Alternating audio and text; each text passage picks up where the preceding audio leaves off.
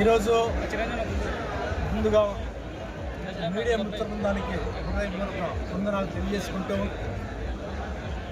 కోట సుంకులమ్మ దేవాలయం ప్రాంగణంలో ముఖ్యంగా ఆంధ్రప్రదేశ్ రాష్ట్ర ముఖ్యమంత్రి వర్యులు నారా చంద్రబాబు నాయుడు గారు మరియు యువగళం నాయకుడు గౌరవనీయులు విద్యామంత్రి నారా లోకేష్ గారు, అదేవిధంగా ముఖ్యమంత్రి వర్యులు పవన్ కళ్యాణ్ గారు, వీళ్ళకి మా హృదయపూర్వకంగా మా కులం తరఫున మా తరఫున మేము వందనాలు కృతజ్ఞతలు ధన్యవాదాలు తెలుపుకుంటున్నాం. నేను ఈ కులాయి పని జాతీయ వడ్డీల ఐక్యత ఎస్టీ సేవల సమితి వ్యవస్థాపక అధ్యక్షుడిని. ఈరోజు ఇక్కడ ఈ గుడి దగ్గర మొత్తం అంతా పండుగ వాతావరణం నెలకొంది. ముఖ్యంగా యువరగతుల నిప్పల దళవాయి రమాదేవి గారికి ఎమ్మెల్సీ పని ఇవ్వడం మాకందరికీ చాలా సంతోషంగా ఉంది. మరి అంతేకాకుండా ఏవైతే తమ ఎన్నికల ప్రచారంలో భాగంగా వారు హామీ ఇచ్చారో హామీలు నిలుపుకున్నారు.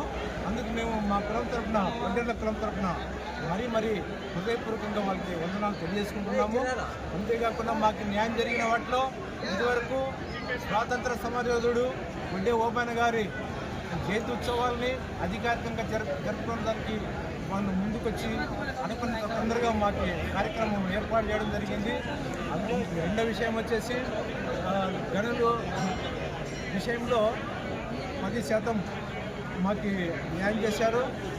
మొత్తంగా ఈసీ అనే క్యాడర్లో 34% ఎన్నికల అంటే రాజకీయ పరంగా అవకాశం కల్పించడే కాకుండా వడ్డేర్లకి అతి ముఖ్యమైన ప్రాధాన్యత మాకు దళవాయి రమాదేవికి ఎమ్మెల్సీ ఇవ్వడం ద్వారా మాకు దక్కిందని చెప్పచ్చు.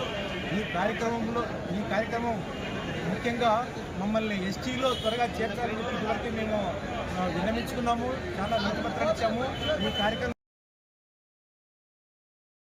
నారా చంద్రబాబు నాయుడు గారికి, యువగళం సృష్టికర్త, భవిష్యత్ తరాల నాయకుడు నారా లోకేష్ అన్న గారికి, అర్బన్ శాసనసభ్యులు గౌరవ దగ్గుపాటి ప్రసాద్ అన్న గారికి, అంబికా లక్ష్మీనారాయణ అన్న గారికి, ముంటిముడుగు కేశవరెడ్డి అన్న గారికి, రామలింగారెడ్డి అన్న గారికి, ఇక్కడికి వచ్చిన నా ఒడ్డెర కుటుంబ సభ్యులందరికీ